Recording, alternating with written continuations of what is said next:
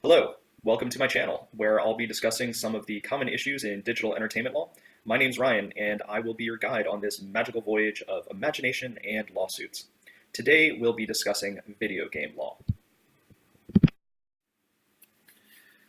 So, to really understand some of the common issues in game law, it's probably easiest to start with a hypothetical where you imagine you're a developer. Specifically, imagine that you're a developer with a game called The Cupcake Saga. Justin Bieber spends $1 trillion on cupcakes. Like any good game, this game has an in-game story, which is that in the future, a robot version of Justin Bieber realizes that the secret to happiness is buying and eating as many cupcakes as possible. So, much like Candy Crush Saga or Bejeweled, this game employs a match 3 mechanic where different cupcakes are matched in order to get Robot Justin to spend as much money on cupcakes as possible. In terms of monetization, game points can be exchanged for real-world discounts at nearby cupcake shops, with the developer taking a percentage of each sale. At the end of each level is a cupcake eating challenge, where Justin eats as many cupcakes as possible in a competitive eating contest.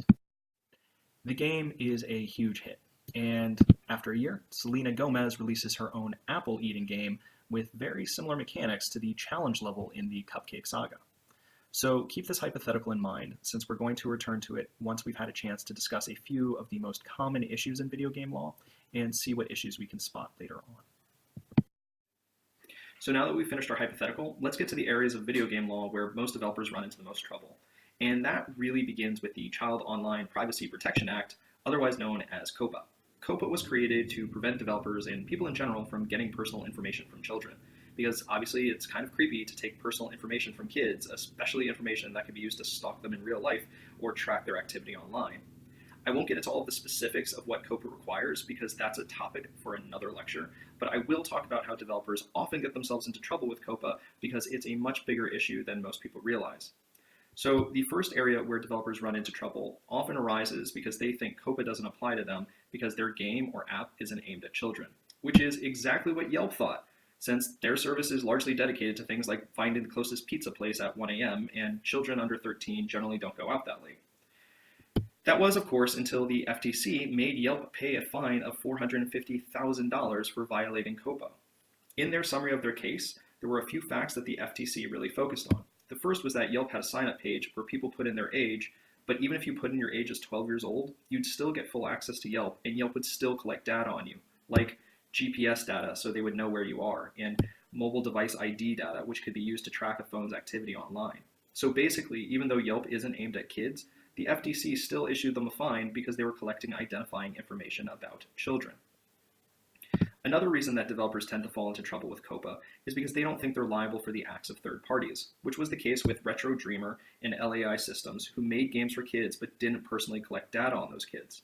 However, the ad networks that they used that run ads in their games, those did collect information on kids. Consequently, the FTC fined Retro and LAI $360,000. Why? Because they hadn't obtained consent from parents for the activities of their ad networks. Small companies aren't the only ones who get hit with COPPA either.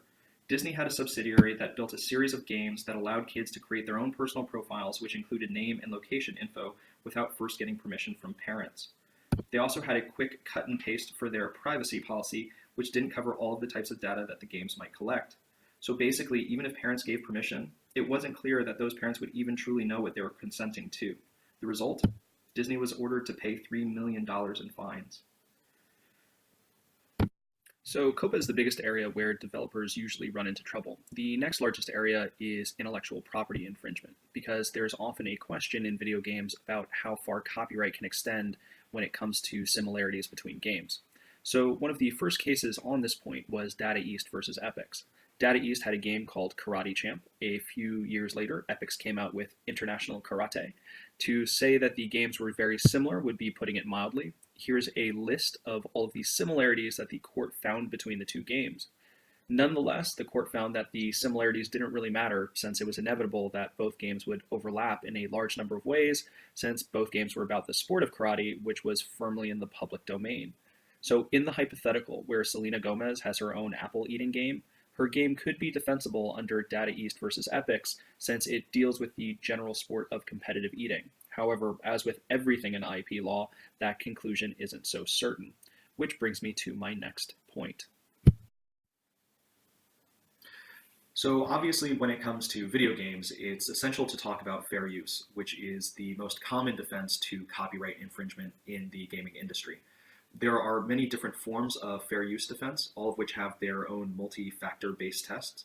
However, discussing all of the various fair use factors would take too long and is the topic of another video. So instead, I'm just going to focus on a fair use defense called parity, which is the key fair use issue in the hypothetical.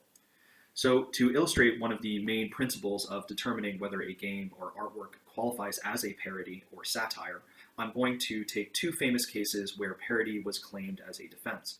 The first is Mattel versus Forsyth, where the plaintiff, Mattel, owns Barbie, and the defendant, Forsyth, was a photographer who took Barbie dolls and photographed them as food and or in sexual positions. Mattel sued for infringement, Forsyth claimed parody. The second case is White versus Samsung Electronics. The plaintiff, Vanna White, hostess of the Wheel of Fortune, the defendant, Samsung, created an ad to sell VCRs that featured a blonde robot next to a game board similar to the one used in Wheel of Fortune. White sued Samsung for infringement. Samsung claimed parody. The court found that one of these cases was parody and the other was not. Can you guess which one was which?